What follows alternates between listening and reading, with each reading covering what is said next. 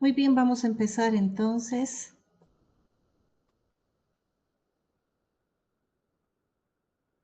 la presentación. ¿Listo?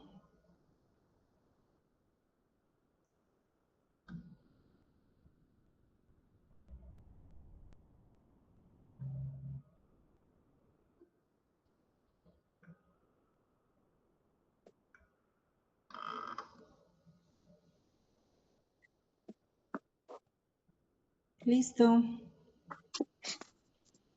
Nuevamente reiterándoles el saludo pertinente. Voy a dar inicio, ¿no?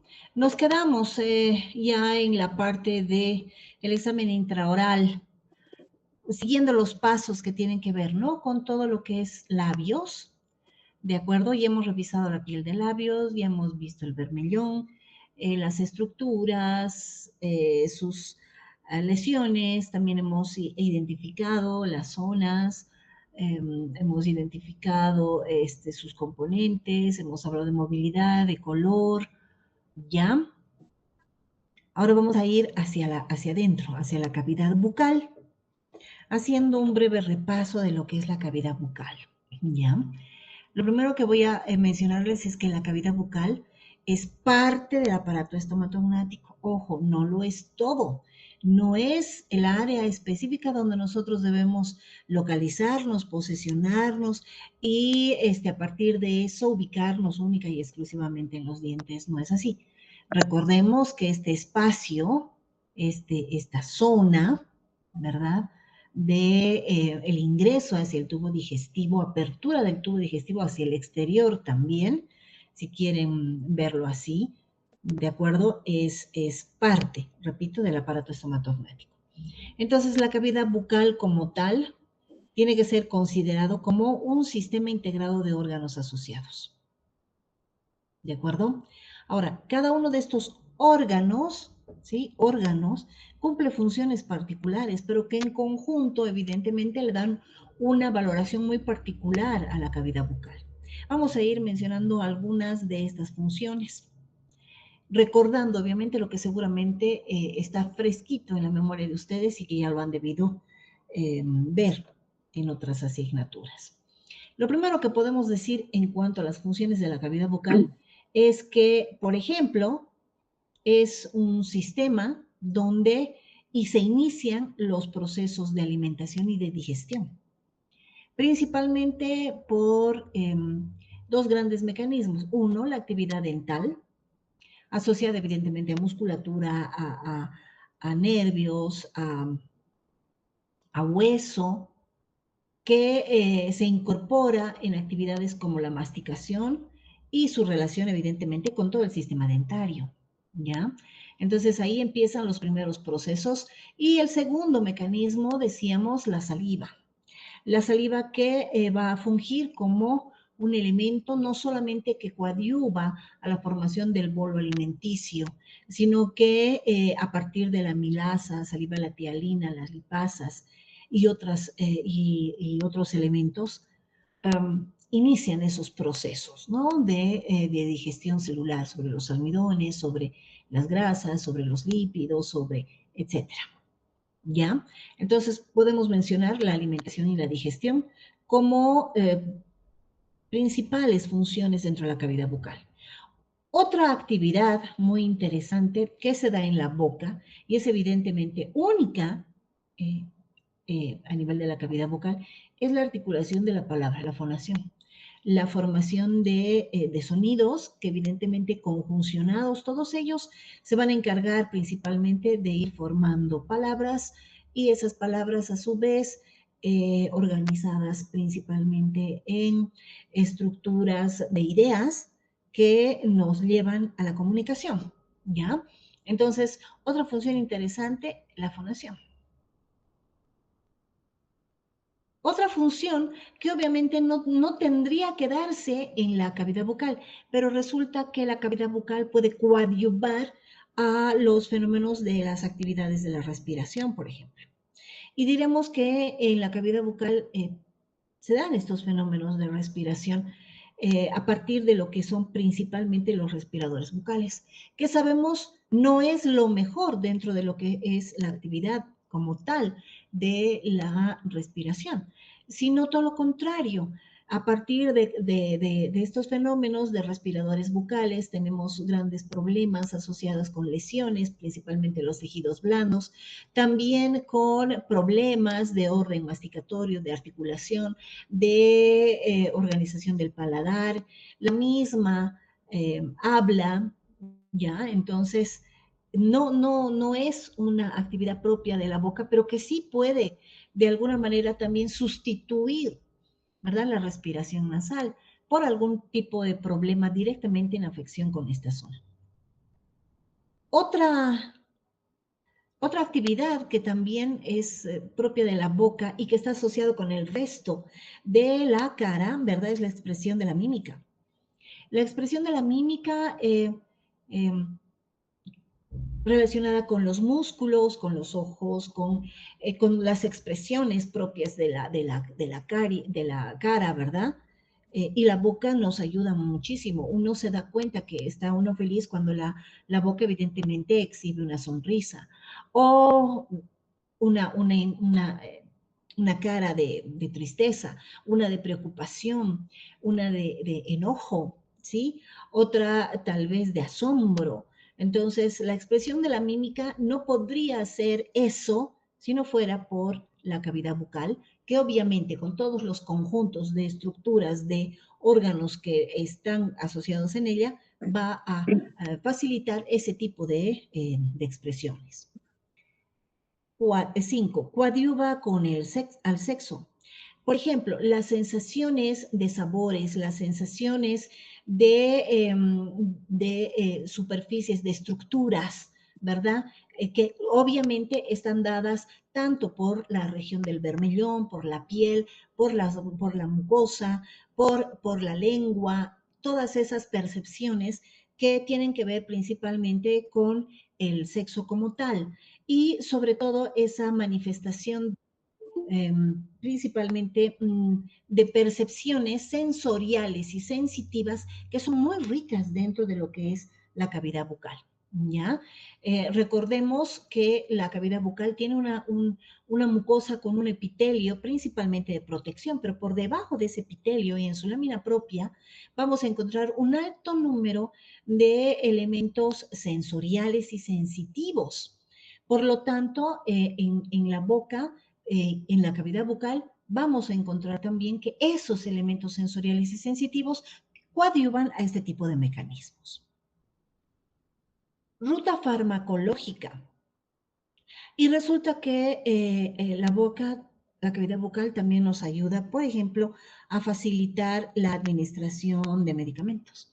No nos olvidemos, y lo vemos a diario en la clínica, a la cual obviamente estamos extrañando mucho, ¿verdad?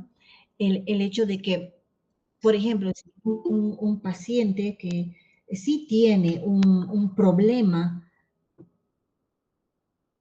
de dolor, que está muy afectado, su misma facies nos habla de ese tipo de molestias que tiene y nosotros le decimos muy bien, vamos a mandar a cirugía o vamos a pedir una radiografía para poder hacer un diagnóstico efectivo y todo lo demás. Y el paciente que nos dice, no soporto el dolor, deme algo, por favor, para poder pasar el día o llegar hasta mañana o hasta el momento del acto quirúrgico, qué sé yo. Entonces, lo primero que hacemos es darle un ketorolato, ¿verdad? Sublingual, para que el dolor se mitigue lo más rápido posible. Y esa es una vía de administración farmacológica para, principalmente porque en esta zona, a nivel de lo que es la base de la lengua, es una mucosa muy delgadita y por debajo tenemos una amplia y muy rica vascularización. Por lo tanto, esos dos factores coadyuvan, ¿no? Principalmente, y la presencia de la saliva para que se disuelva el medicamento, para que pueda ser una ruta perdón, una ruta de rápida administración farmacológica. Un biomarcador semiológico. La boca también es un biomarcador semiológico. ¿Qué quiere decir? La boca nos indica que hay algún tipo de problema sistémico. Nos nos habla, nos grita que algo está pasando dentro de lo que es el organismo, no solamente en la boca. Posiblemente la presencia de petequias, de úlceras extensas, de sangrados sin explicación, o tal vez problemas periodontales asociados, qué sé yo, a otro tipo de sangrados como epistaxis. Nos está hablando de algún tipo de problema sanguíneo. Podemos encontrar también otro tipo de lesiones que nos dicen que algo en el cuerpo de esa persona no está bien. Muy posiblemente, inclusive si nosotros coadyuvamos al examen bucal con algunos exámenes complementarios, la pregunta que debemos realizar al paciente es eso, ¿no? ¿Ha tenido otras cirugías? ¿Ha tenido este tipo de problemas? ¿Será que le han diagnosticado algo relacionado, no sé, con el hígado, con los riñones? Y el paciente nos va a decir, sí, ¿cómo sabe usted eso? Porque la boca nos está mencionando aquello. ¿Verdad? Entonces, es un biomarcador semiológico que nosotros debemos estar siempre pendientes del mismo para saber en qué momento tomar decisiones, ¿no? En el primer caso, por ejemplo, que les mencionaba acerca de esas lesiones vasculares, que es, qué sé yo, hacer una interconsulta con cirugía o con oncohematología o con algún tipo de profesional que directamente no está asociado con nuestra rama, sí con otra de tipo sistémica, entonces podemos coadyuvar a salvar una vida, no nos olvidemos de eso. Y también defensa al ataque. La boca es muy efectiva cuando se trata, por ejemplo, de solicitar auxilio o de defenderse si hay algún tipo de agresión. Sabemos perfectamente que la huella de una mordedura es como una huella digital. Ninguno tiene la misma mordedura, la misma disposición oclusal, incisal, cuando se trata de realizar una mordida. Por lo tanto, también es un elemento que coadyuva, ¿verdad?, a la defensa, al ataque. Obviamente, si una persona está en peligro, los dientes son muy efectivos, dadas las características estructurales que tienen, pero también su relación con huesos y con músculos muy potentes, que pueden determinar una fuerza de agarre impresionante justamente para coadyuvar los momentos defensivos. Entonces, miren, en la boca no solamente hablamos y masticamos o comemos y digerimos, ¿verdad? Sino que tenemos un bagaje bien interesante de funciones que, a ver, a lo mejor nunca nos hemos puesto a pensar que había, ¿verdad? Pero sí que efectivamente en la boca, en la cavidad bucal, vamos a encontrar cada una de ellas. Ahora, esta cavidad bucal, decíamos, es un sistema integrado que tiene órganos, pero fíjense, estos órganos son independientes, cada uno es diferente al otro. Yo no puedo confundir ni asociar, por ejemplo, la función de un diente con la función de la lengua. No tienen la misma función. Las glándulas salivales no tienen la misma función que, por ejemplo, lo del paladar. Entonces, como son órganos estructuralmente independientes, ¿de acuerdo? Funcionalmente pueden asociarse, haciendo la misma comparación que acabo de decirles. La lengua y los dientes, si bien tienen una estructura completamente diferente, pero pueden asociarse de manera funcional. Los dientes disgregan, ¿sí?, el alimento, y la lengua lo que hace es mezclarlos juntamente con la saliva, y es a partir del velo del paladar que pueden, además de la lengua, persistir, por ejemplo, percibir sabores, sensaciones gustosas, ¿de acuerdo? Entonces, fíjense lo importante que es la cavidad bucal, que también debemos recordar que es una cavidad que tiene una característica esencial de todas las mucosas, es humedad. Lo que no tiene la piel, por ejemplo, la piel naturalmente no tiene humedad.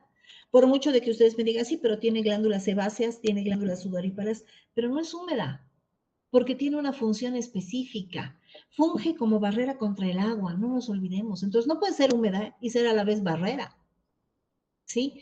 Nosotros generalmente la vamos a humedecer, ¿sí? Sea por algún tipo de sustancia, ya sea por el mismo contenido líquido del agua, etcétera, etcétera. Pero la cavidad bucal es naturalmente húmeda. al igual que todas las mucosas, ¿ya? Y principalmente la humedad está reflejada por la presencia de glándulas, que son muy notorias a este nivel, las glándulas salivares. Otro dato interesante de la cavidad bucal es que tiene un revestimiento interno muy particular. Ese revestimiento interno, que en este momento lo estoy viendo, fíjense, ¿se ve mi punterito? ¿Se ve el punterito? No se ve. Sí, se ve, no se ve. Sí, ¿Se ve, doctora, no sí. se ve? ¿Se ve? Sí, doctora. Ah, ya, muchísimas gracias. Ya, entonces miren, todo este revestimiento interno, ¿verdad? Es una barrera de protección muy particular, que nosotros le denominamos mucosa, ¿de acuerdo? Y esa mucosa ya la sabemos identificar, sabemos qué color debe tener, sabemos que debe tener cierto tipo de movilidad, sabemos que debe tener también cierto tipo de superficie, sabemos que la mucosa interna en la boca, a lo mejor, y no es a lo mejor, sino que en realidad tiene una particularidades muy específicas, por ejemplo, a nivel de carrillos, a nivel de paladar, a nivel de lengua, a nivel de piso de la boca, no son iguales. Entonces, esa mucosa me distingue una zona de otra zona, ¿ya? Y el dato más interesante también de la cavidad bucal es que se comunica con el exterior, pero a la vez se comunica con el interior. Y como está justamente en esa interfase, ¿cómo se llama? Entre cruz. Bueno, esa interfase, ¿de acuerdo? Lo que nos ayuda principalmente, esa situación de la cavidad vocal, es su fácil accesibilidad. Nosotros, si bien tenemos que utilizar visión directa, visión indirecta o iluminación directa o indirecta, estamos viéndola de forma presente. No necesitamos elementos adicionales, por ejemplo, endoscopios, para poder ver su interior. ¿Ya? Podemos facilitarnos su observación mediante los espejos o de forma indirecta, qué sé yo, con un retractor de tejidos. Y ese es el dato más importante, está accesible para nuestro estudio. Por lo tanto, obviamente podemos, desde ese punto de vista, ser precisos en su observación y en su diagnóstico. Esta cavidad bucal, como la estamos viendo en este momento, decíamos, tiene órganos que hemos visto que estructuralmente son completamente independientes y diferentes y funcionalmente tienden a asociarse, ¿ya? Dentro de esos órganos podríamos mencionar, por ejemplo, los elementos dentarios, los elementos articulares, no solamente los relacionados con la articulación temporomandibular, sino también con las articulaciones alveolodentales. Las relaciones musculares muy importantes, ¿ya? Principalmente por debajo de las mucosas de revestimiento en las zonas libres de tejido óseo, porque son móviles y su esqueleto, su núcleo es músculo, ¿de acuerdo? Y ese es un dato muy importante. Las relaciones linfáticas también, el anillo linfático de Waldeyer, no se olviden, muy importante. Y obviamente las relaciones glandulares que van a darle esa característica tan particular a nuestra cavidad bucal como es principalmente la humedad. Entonces aquí podemos ver todos los órganos que los vamos a ir mencionando dentro de la cavidad bucal. Empezando por los labios, los dientes que los estamos viendo aquí, ¿verdad? El periodonto, ¿sí? O el paradencio, que también le dicen, o periodoncio también le dicen, tanto de inserción como de protección, de inserción hacia la profundidad del hueso alveolar, el ligamento periodontal, y el diente con el cemento, y el periodonto de protección con la encía. Vámonos con las mejillas. Vamos a ver también las glándulas salivales de diferentes tipos, eso es muy importante. Además, ya las hemos ido identificando, se acordarán ustedes, ya las hemos clasificado como mayores y menores y ya hemos visto sus características, entonces de eso no se pueden quejar. Y lógicamente las amígdalas formando el anillo linfático de Waldeyer ya mencionado.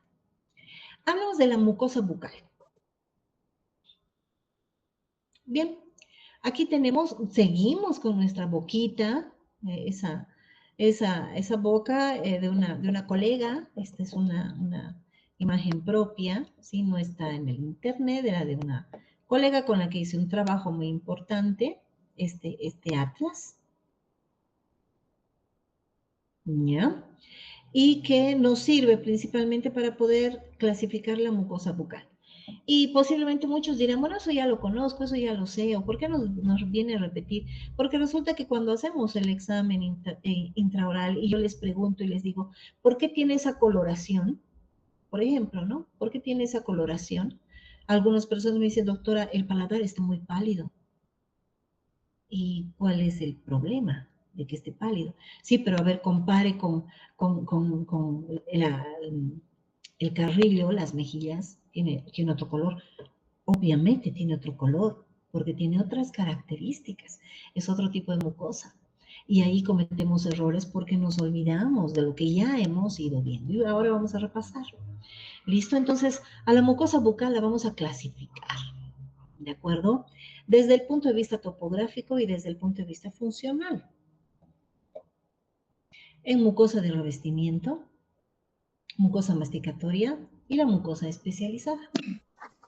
¿Listo? Vuelvo. Para dar mejor contexto. Aquí tenemos la mucosa de revestimiento. ¿Qué significa mucosa de revestimiento? Obviamente la que se encarga de cubrir, pero el dato más importante para que nos ayude a distinguir es que es una mucosa móvil, sin base ósea, por lo tanto no tiene relación con los alimentos. La mucosa masticatoria, esta sí tiene relación con los alimentos, ¿de acuerdo? Por lo tanto, ¿cuál es el dato más demostrativo de esta mucosa? Si tiene relación con la masticación y los alimentos, o sea, se mastica con esas zonas, la actividad masticatoria está relacionada también con esas zonas, ¿verdad? Hay diente y hay hueso, o sea, hay tejidos duros en esa mucosa. Y finalmente la mucosa especializada, que obviamente no interviene directamente en la masticación, pero sí en el procesamiento de alimentos, que es diferente. Está formada tanto por mucosa de revestimiento, con sus diferentes variedades, ¿de acuerdo? Pero el dato más importante es que es sensorial. Por lo tanto, está relacionado con los sentidos, ¿de acuerdo? Vámonos con la mucosa de revestimiento. Y esta mucosa de revestimiento, esta que estamos viendo acá, es una mucosa que tiene un dato muy interesante. Un epitelio plano estratificado no queratinizado. Si bien estos epitelios y estas mucosas, este epitelio es de protección, ¿de acuerdo? El dato más interesante es que no tiene directamente la organización en su última capa superficial de células queratínicas. Aunque posee queratina, ¿sí? Que son proteínas dentro de los queratinocitos, sí las posee, ¿verdad? No estas se organizan en una capa con mayor tendencia a la queratinización, ¿sí? Entonces, este epitelio y esta mucosa está en diferentes regiones, como la vamos a ir mencionando acá. Por ejemplo, a nivel de la mucosa de los labios, en la mucosa de los labios. ¿Y cómo vemos la mucosa de los labios? Vamos a vertir labio superior, labio inferior y vamos a ver la mucosa. ¿Dónde también vamos a encontrar una mucosa de revestimiento? A nivel de las mejillas. A nivel de las mejillas. ¿De acuerdo? Donde también vamos a encontrar en paladar blando. Paladar blando, que es este de aquí. Lo encontramos en el piso de la boca. Hicimos mención hace un momento, ¿se acuerdan?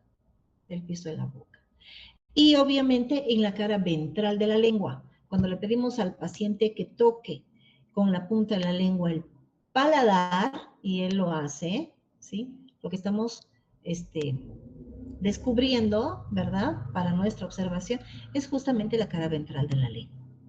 Entonces, si se dan cuenta, en esas zonas hay alta movilidad.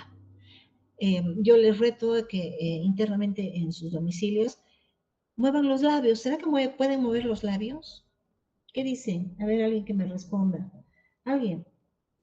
¿Pueden mover los labios? Sí, doctora. Sí, doctora. Perfecto, porque estamos hablando también. ¿Y será que pueden soplar? También, doctora. También. ¿Será que pueden inflar los cachetes? Sí, doctora. Perfecto. ¿La lengua la pueden mover? Sí, doctora. Perfecto. Entonces, fíjense ustedes, otra pregunta, la última. Al tragar, ¿de acuerdo? Esa zona de la parte posterior del paladar blando, al tragar, ¿es móvil? Sí, doctora. Entonces, el dato más interesante, funcionalmente hablando de esta mucosa de revestimiento, es que es móvil. Se puede mover. ¿Por qué se mueve? ¿Qué tiene de particular esta región? ¿Por qué se mueve?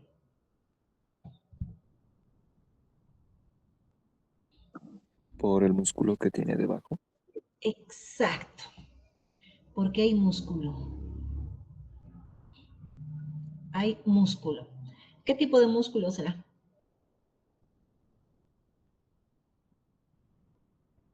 Estriado. Hay dos tipos de estriado. El esquelético. ¿Cuál? Eso. Es músculo esquelético. Acuérdense que donde hay hueso, hay músculo esquelético. Por eso se llama esquelético. Porque está en relación al esqueleto.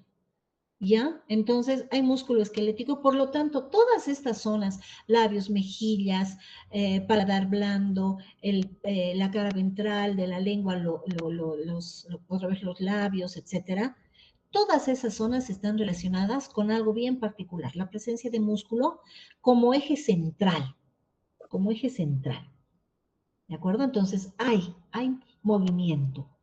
¿Listo? Otro dato interesante de estas regiones. Por ejemplo, en la base o el piso de la lengua, ¿será húmeda esa zona?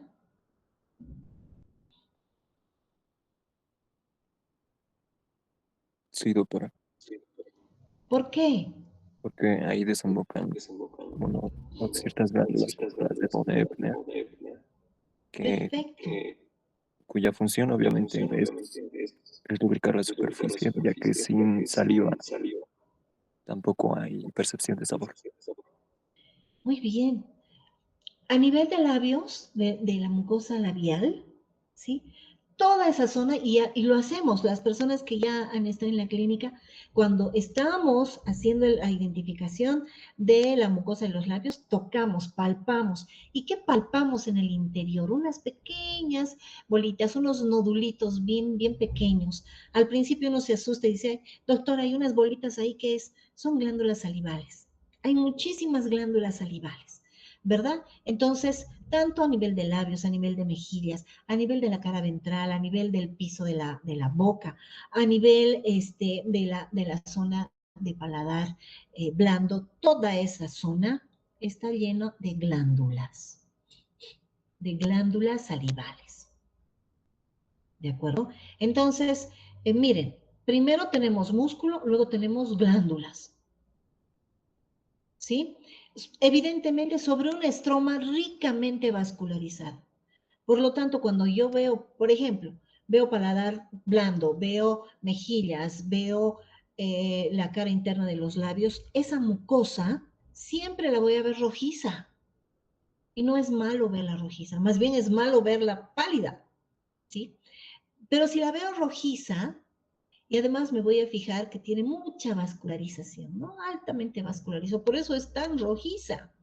¿De acuerdo? Y como no hay otro elemento que le quite la cualidad de su vascularización, esa zona siempre la voy a ver roja. Siempre la voy a ver roja.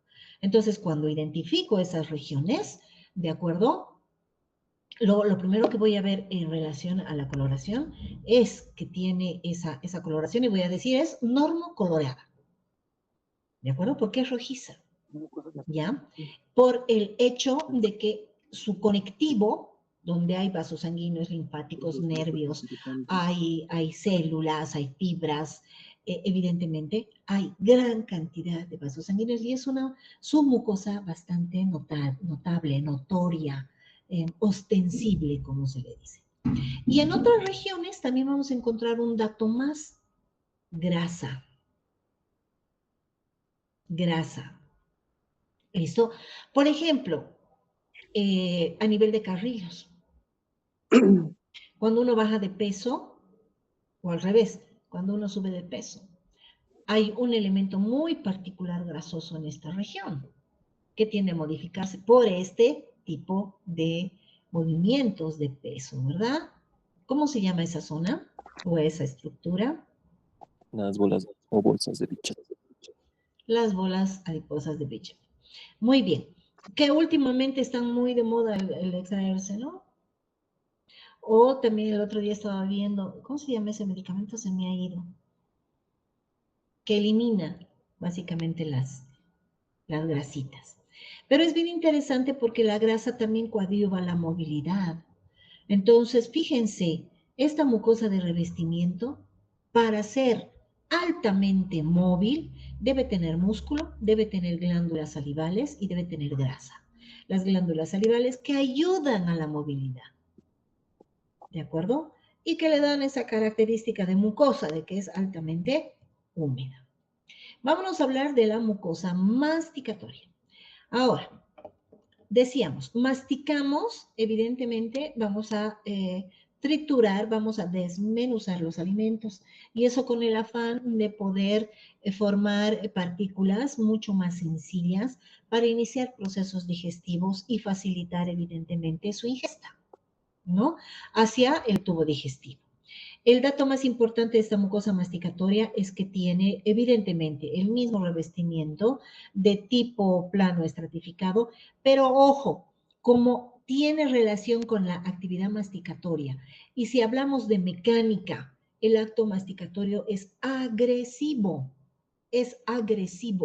¿de acuerdo? Por lo tanto, debe tener un alto porcentaje de protección. Más que en la mucosa de revestimiento, sí, más, porque es justamente en esa zona donde se van a ir justamente a cumplir estos mecanismos y por lo tanto esa zona debe tener una ventaja adicional, un revestimiento extra de queratina. ¿Listo?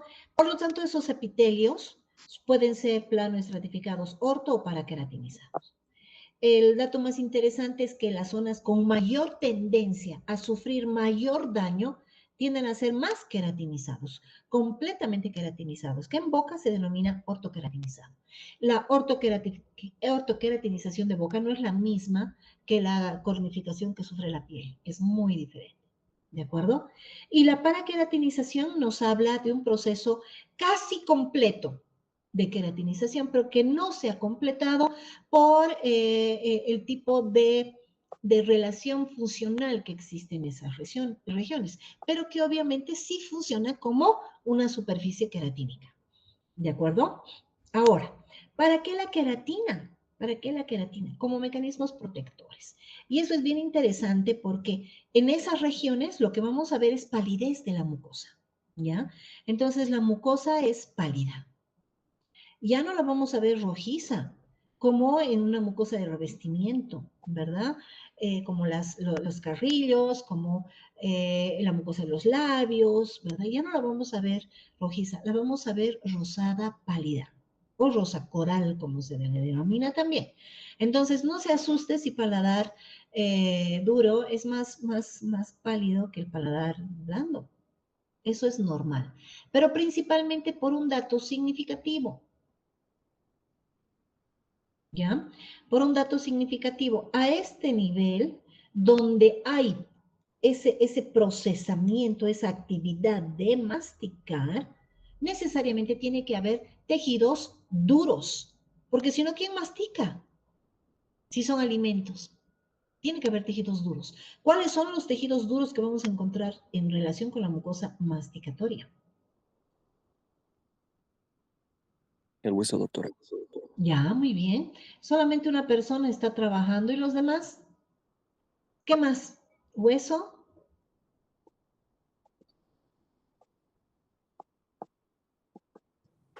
Las piezas dentarias entrarían en función, doctora. eso, los dientes. Entonces, donde hay mucosa masticatoria, donde se supondría hay mucosa masticatoria, tiene que haber dientes y tiene que haber hueso. Si no, no es mucosa masticatoria, si no es mucosa de revestimiento. ¿De acuerdo? Entonces, ¿dónde encontramos hueso y dónde encontramos dientes? Acá. ¿Dónde encontramos hueso y dónde encontramos dientes?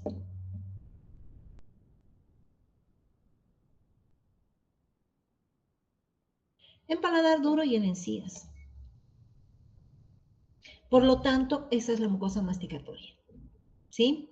¿Por qué es pálida? Porque la base ya no es muscular, es ósea.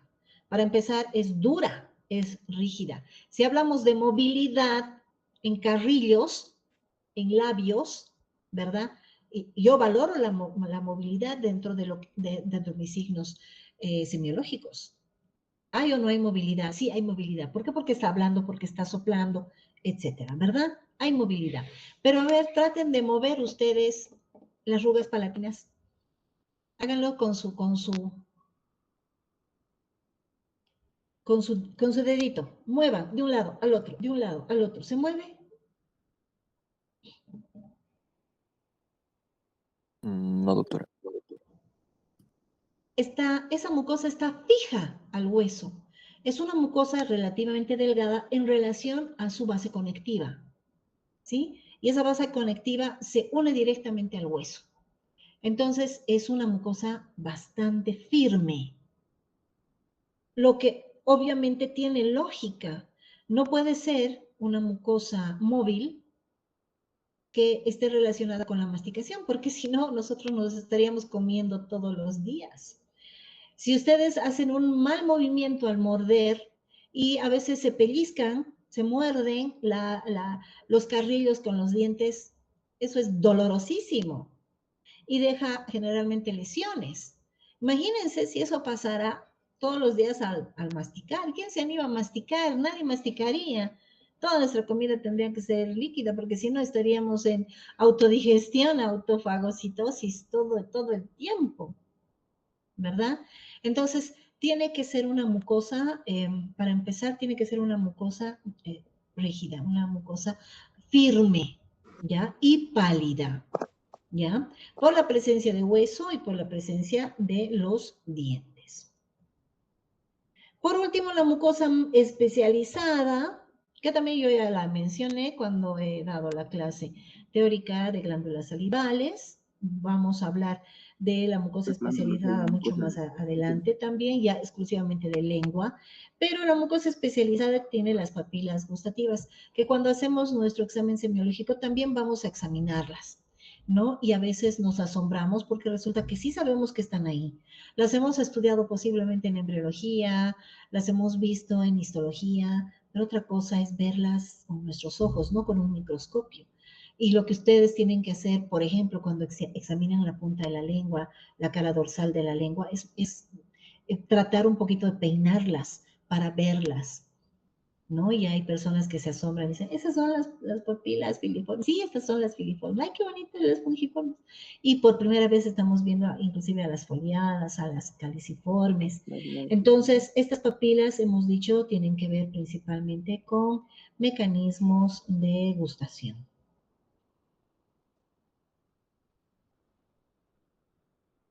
Bien, esta es una mucosa. Todo lo que les acabo de decir está resumido acá. ¿Listo? Aquí tenemos el epitelio bucal, que ya lo hemos dicho, es un epitelio de protección plano, en este caso es estratificado, es pavimentoso, queratinizado, no queratinizado, de acuerdo al tipo de mucosa que estaríamos examinando, ¿de acuerdo? Y siempre si hay un epitelio, ya sea para orto o no queratinizado, tiene que haber necesariamente una lámina propia, tiene que haber.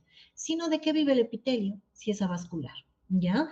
Y ese conectivo, ¿verdad? Por ejemplo, es denso a nivel de la mucosa masticatoria. ¿Por qué tiene que ser denso? Porque tiene que ser muy fibroso para ser muy firme en relación con la unión que tiene el conectivo con el hueso, por ejemplo. Tiene que ser fibroso, tiene que ser denso, semidenso.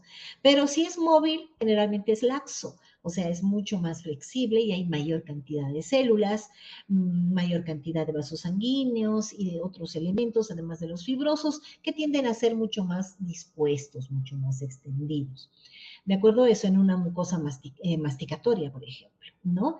Entonces, cuando hablo de mucosa, siempre voy a decir que tiene un epitelio y que tiene su base conectiva, que es la lámina propia o corion, si quieren llamarla. Y cuando hay submucosa, cuando necesariamente esa mucosa es de revestimiento o masticatoria también, ¿no? Y masticatoria, perdón, y especializada. Porque la mucosa especializada también tiene su submucosa. La única que no tiene submucosa es la mucosa masticatoria, porque evidentemente es, imagínense si hubiera músculo ahí. Y el músculo, ¿cómo se une al hueso? Y ese músculo que es móvil, ¿verdad? Que se contrae, al morder, me mordería yo también. Entonces, no. No hay submucosa, no existe submucosa en las mucosas masticatorias. No se olviden la presencia de las glándulas salivales, que ya hemos mencionado su situación y sus características, la presencia de músculo, que en este caso es esquelético, ya les he dicho, esquelético, y la presencia de grasa, que también coadyuva a la movilidad. ¿Qué es lo que yo tengo que buscar? Perdón. ¿Qué es lo que yo tengo que buscar ya hablando de signos semiológicos? Cuando yo le pido al paciente que abra la boca, ¿qué voy a ir a ver? Lo primero que tengo que ir a ver y que tengo que encontrar al mirar, al inspeccionar, es el color. Lo primero. Luego me tengo que fijar en el aspecto. Brillante, no brillante, liso, fijo, móvil, ¿de acuerdo? Si tiene o no tiene otras lesiones u otras estructuras. Y obviamente la movilidad, ¿sí? Si tiene o no tiene movilidad. Y un dato interesante es cuando hacemos una pregunta a un paciente, por ejemplo, y le decimos, ¿cuál es su nombre? Mi nombre es tantos. Ay, ¿de dónde vengo? De tal lugar. ¿Qué edad tiene? Tengo tantos años. ¿Qué está haciendo la persona? Está moviendo los labios, está moviendo los carrillos, está moviendo la lengua. Entonces, a veces, el decir, a ver, mueva, a veces es insuficiente porque solamente el hecho de verle conversar, de verle mover los labios, ya sabemos que hay movilidad, ¿no? Y de las diferentes regiones. Pero también es algo que tengo que ir a mirar, que tengo que ir a inspeccionar. Entonces tengo que ir a buscar el color, tengo que ir a ver el aspecto y tengo que ir a ver la movilidad. En cuanto al aspecto, no se olviden, en el aspecto yo tengo que ir a ver estructuras. ¿Qué estructuras voy a encontrar, por ejemplo, en el paladar que no tiene la lengua? ¿Qué estructuras voy a naturalmente encontrar a nivel de los carrillos, de la cara interna de los carrillos? Que tampoco tiene, por ejemplo, el piso de la boca. Entonces, yo tengo que ir en el aspecto a fijarme en las estructuras y en el aspecto también tengo que ir a ver las lesiones. ¿Qué es lo que también me va a llamar la atención? Porque obviamente, si naturalmente veo una estructura, por ejemplo, veo el arco de Cupido, veo la protuberancia superior, ¿sí? O el tubérculo superior, medio superior, y si veo las comisuras, y resulta que a nivel de las comisuras veo que esas comisuras no mantienen su estructura, su coloración natural, sino que quién sabe, puede haber algún tipo de infección, puede haber hongos, puede haber boqueras. Entonces, dentro del aspecto, también tengo que ir a buscar lesiones. En cuanto al color, ya lo he mencionado hace un momento, ¿verdad? El color depende del espesor y de la queratinización del epitelio. Depende de la densidad del tejido conectivo, que también ya lo he mencionado, de la presencia de estructuras anatómicas y obviamente de la pigmentación que puede tener esas regiones. A veces yo encuentro que los labios son relativamente hiperpigmentados, también encuentro manchas melánicas fisiológicas a nivel de los rebordes alveolares y me asombro cuando en la punta de la lengua encuentro pequeños elementos o máculas pigmentarias, parduzcas, y me asusto. Y digo, ¿qué es esto? Entonces, eso es un cambio de color que también lo tengo que ir valorando. En relación al color, ¿no? Los epitelios queratinizados, fíjense aquí marcado con nuestros asteriscos, los epitelios queratinizados, ¿verdad? Al tener justamente la queratina, mayor espesor de queratina y menor profundidad de su conectivo, tienden a verse pálidos. Entonces, miren la encía. Aquí yo estoy viendo el límite mucogingival. Y me voy a ir a la lupita. Ya. Miren ustedes, el límite mucogingival. Miren el color diferente acá. Aquí tengo un tipo de mucosa y aquí tengo otro tipo de mucosa. Esta mucosa tiene que ver principalmente con el seguimiento, ¿sí?, de la mucosa interna de los labios, que es de tipo masticatoria, ¿ya? Y esta ya no, perdón, esta es de tipo de revestimiento, igual que de los labios, pero esta es masticatoria. La masticatoria, hemos dicho, tiene una relación directa con hueso, mientras que aquí todavía tenemos una submucosa. Por eso el cambio de coloración. Esta región mantiene esas características y una amplia vascularización, que aquí obviamente se va a perder por la presencia de hueso, que nos da un espesor mínimo de conectivo que se relaciona, se une al hueso. Por lo tanto, al hacer la inspección, yo voy a encontrar estas dos regiones como un límite y tengo que darme cuenta que hay diferentes coloraciones. Aquí un color rojizo propio de las mucosas de revestimiento y acá yo tengo un color rosa coral pálido propio de las mucosas masticatorias. ¿De acuerdo? Y eso está en relación, decíamos, con la queratinización. Ahora, si me fijo en epitelios no queratinizados, nuevamente a la lupita, en los epitelios no queratinizados voy a volver a marcar. Miren, aquí está el límite mucogingival. Esto corresponde a la región del vestíbulo de la boca. Es mucho más rojizo y acá lo veo mucho más rosado. Y acá, miren ustedes, paladar duro, más pálido, y aquí yo veo el paladar blando mucho más rojizo, mucho más rojizo. Y evidentemente los epitelios no queratinizados tienden a ser no tan notorios en cuanto a su espesor, pero sobre todo la presencia de submucosa, que aquí no encontramos, aquí sí, ¿de acuerdo? Entonces, esa presencia de submucosa, o sea, de mucho tejido conectivo, nos da un color rojo intenso.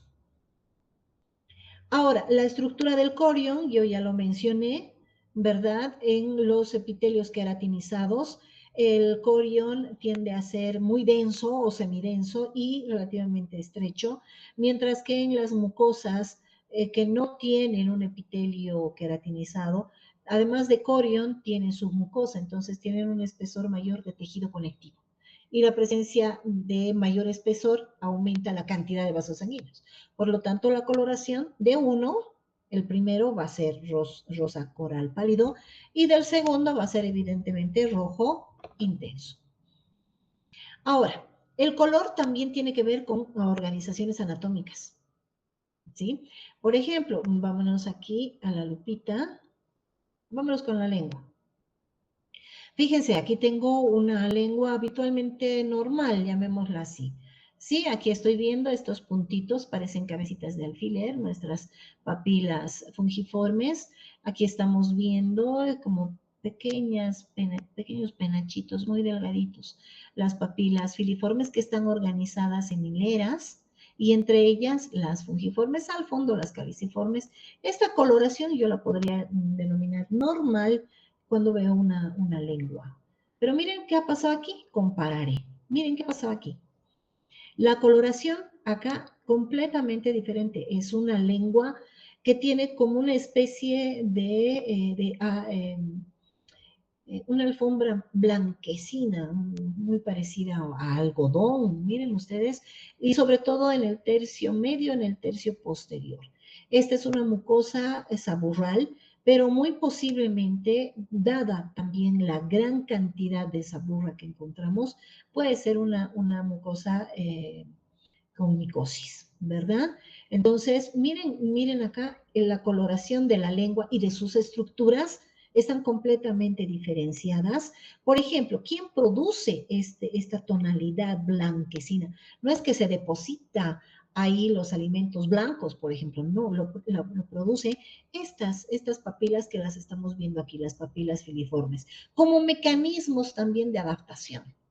¿Sí? Muy posiblemente a problemas de fiebre, puede ser problemas digestivos, puede ser problemas infecciosos, micóticos, etcétera. Son problemas adaptativos. Entonces, la forma de adaptación de estas papilas filiformes, principalmente que no fungen como elementos gustativos, sino más bien como elementos mecánicos, ¿verdad? Es producir mucha queratina y la queratina siempre la voy a ver blanca.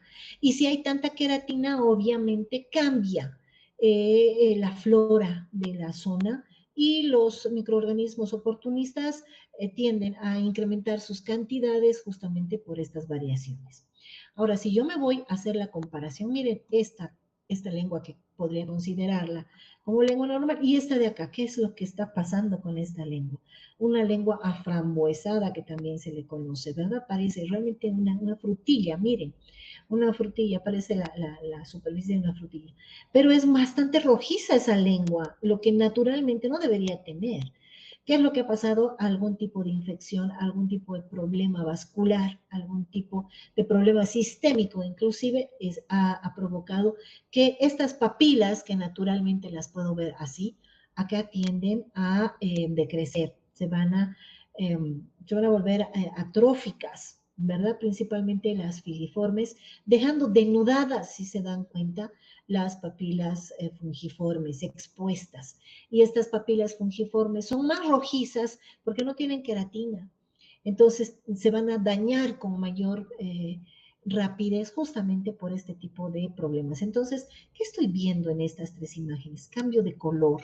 Y el cambio de color a mí me está diciendo que hay una situación en el dorso de la lengua, dada también la presencia de las papilas linguales que están siendo afectadas y que son las que nos están dando esos cambios de coloraciones de estas regiones.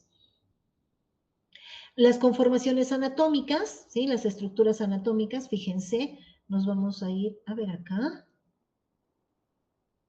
Miren, esta mucosa es la mucosa labial, está evertida, el labio inferior. Aquí estoy viendo el límite mucogingival, la región del reborde alveolar, mucho más pálida, y esta ya es la mucosa de revestimiento. Y miren las estructuras que le dan color a esta mucosa, de color rojizo, por ejemplo, miren la gran vascularización que estoy viendo aquí. Gran vascularización. La presencia también de los frenillos laterales, el frenillo medial, ¿verdad? Que le da un tono un poco más diferenciado.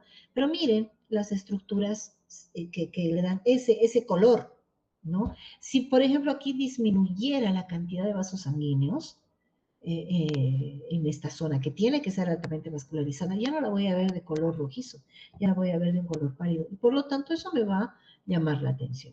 Lo propio acá, el límite mucogingival, que no se olviden siempre de fijarse, aquí estamos viendo la relación del frenillo medial labial superior y también la vascularización que como estructura natural, ¿sí?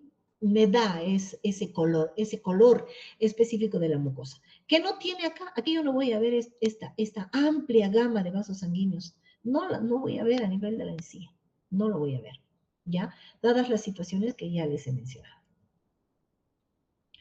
Seguimos viendo el color de acuerdo a la conformación anatómica de las estructuras presentes. Miren ustedes acá.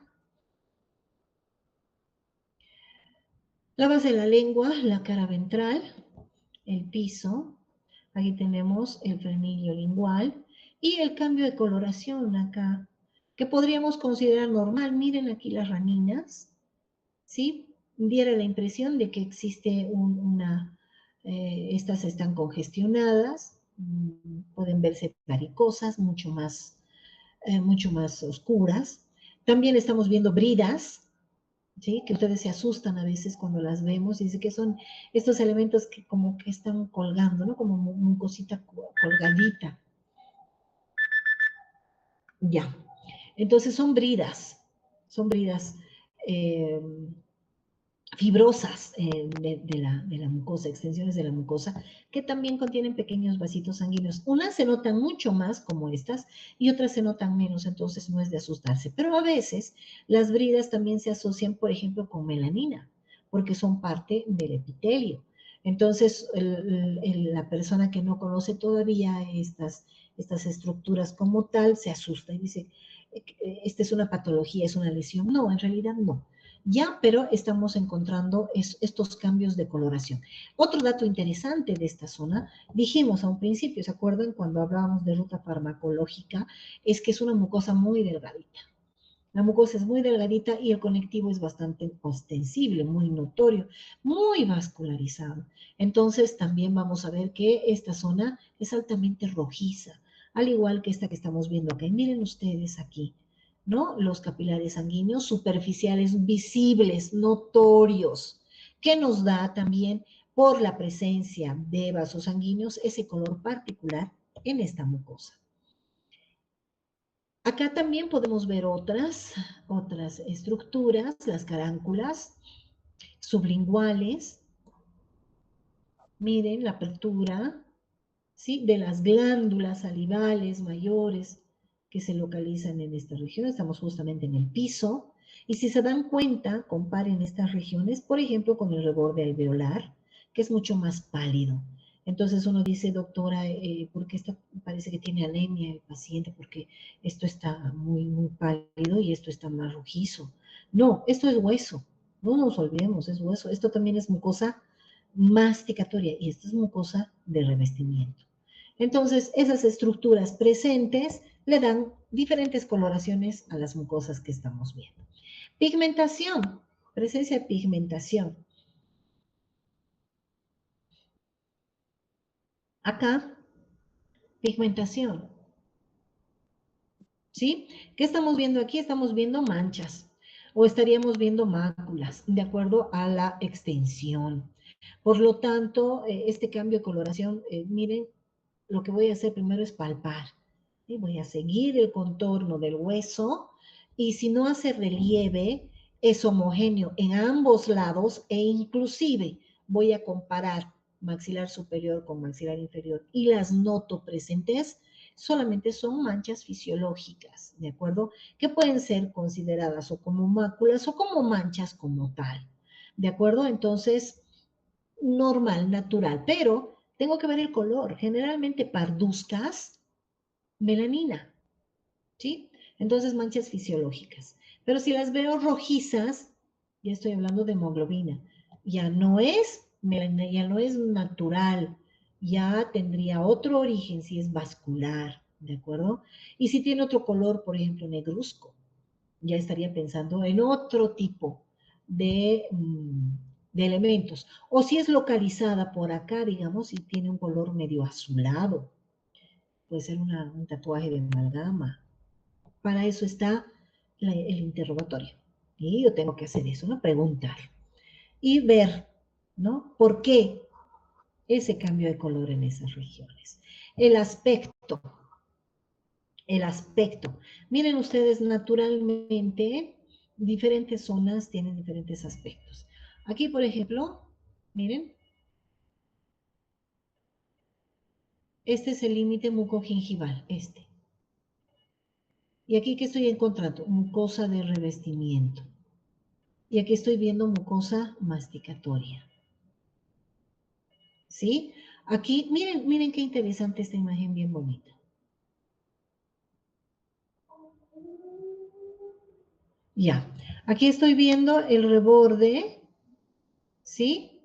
De lo que es la encía marginal, que es lisa.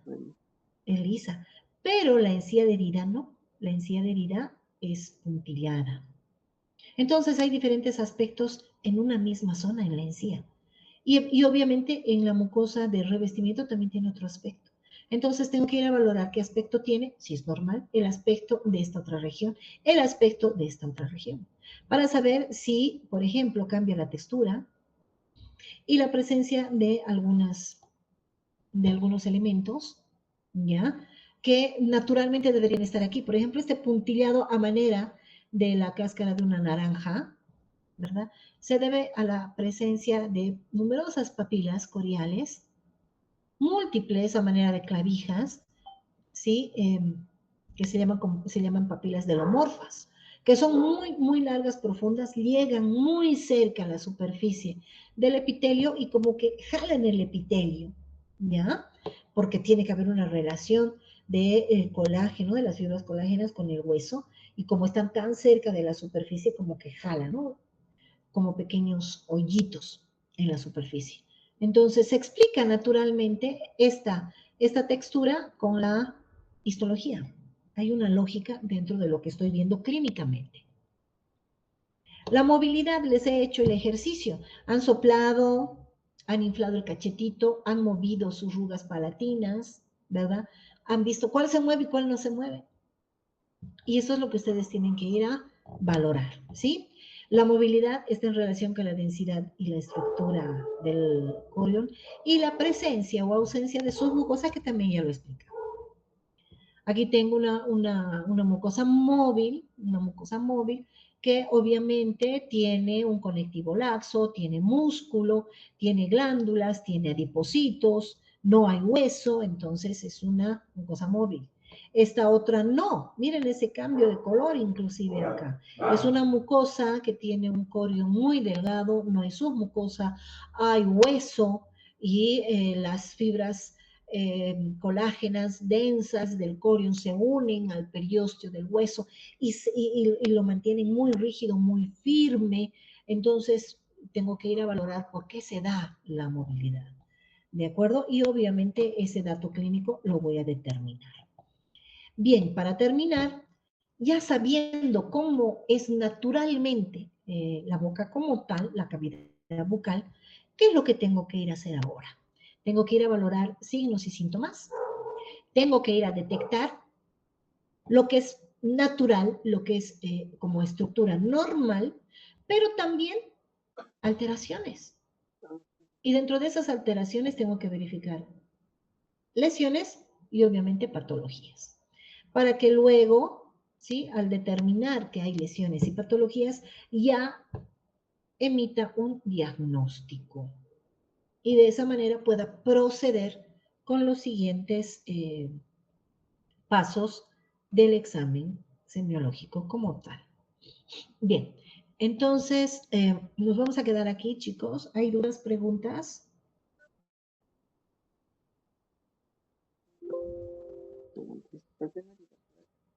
¿Dudas, preguntas?